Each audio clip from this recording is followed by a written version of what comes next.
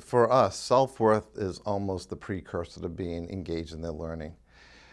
We got to take the notion of engagement to think beyond the classroom. It's not just about being engaged in the classroom for those 45 minutes or an hour or however long your periods are, but to be fully engaged, to kind of take what you're learning outside the classroom. That's not going to happen unless I have some decent self-worth about myself. The belief that what I'm learning will make a difference for me. The challenge for us is to get them engaged in their own lives, to get them engaged of what they're learning to apply to who they are as a person. And that will never happen unless these kids believe in themselves first. I think that mistakes in front of our teachers and peers are one of the fundamental reasons why that class is so successful. Being confident that I can say an answer and it just be completely wrong, 2 + 2 = 5, and have classmates that'll be, well, let's look at that instead of, you're an idiot. That's the fundamentals for being able to learn.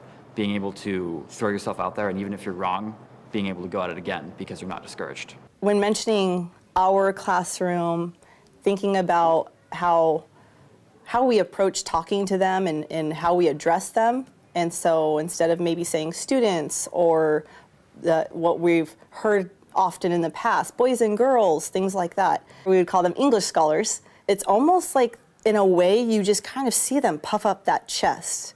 They feel empowered, and they feel and they start believing, I am a scholar.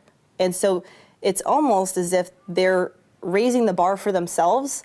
It really pushes their confidence too. There are so many ways that we can help with that, but one of those that really sticks out to me is, first, how are they being addressed? One of the ways that I try to foster a sense of self-worth is by when a student talks down about themselves, oh, I can't do this problem, I'm so bad at math, I use the idea of a growth mindset. Well, maybe you're struggling right now, but it's okay, you may not get it yet, but you'll definitely get there. And with my kids, because they are 6th graders, they are going through a very awkward time in their life. So they're very, they don't have a lot of confidence. So I really do try to help give my students sentence frames in order to have a better conversation with themselves about themselves. To foster a sense of self-worth in my students, I honor their voices and invite them into our classroom in many opportunities as possible. For example, today when we were going over our checklist in our math problem, Sinai had suggested an idea that wasn't on our checklist, to reread the problem, and I really wanted to give her that praise and that recognition and honor her voice. Although it was different from what I had thought, I added it to the chart, and not even in the same color. I gave her own color so it would stand out, and I encouraged the other students to add that to their charts as well, so that she felt that she really contributed to the class collective understanding of what a word problem needed to look like. Anything else anybody wants to add to our checklist? Sinai, did you have any last ideas? You can write a rule from the 3 reads. Write a rule for the 3 reads. Could you tell me more about that?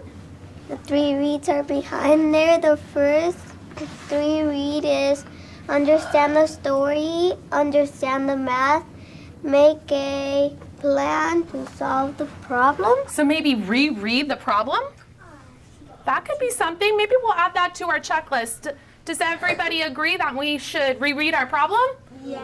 Maybe to make sure we really understand what we're doing? That's a good idea. We'll add that to our chart, okay? Reread our problem. I'm gonna add that up here. Are you ready to do our word problem? I'm going to add this to the checklist. You could add it to your checklist as well. Reread the problem.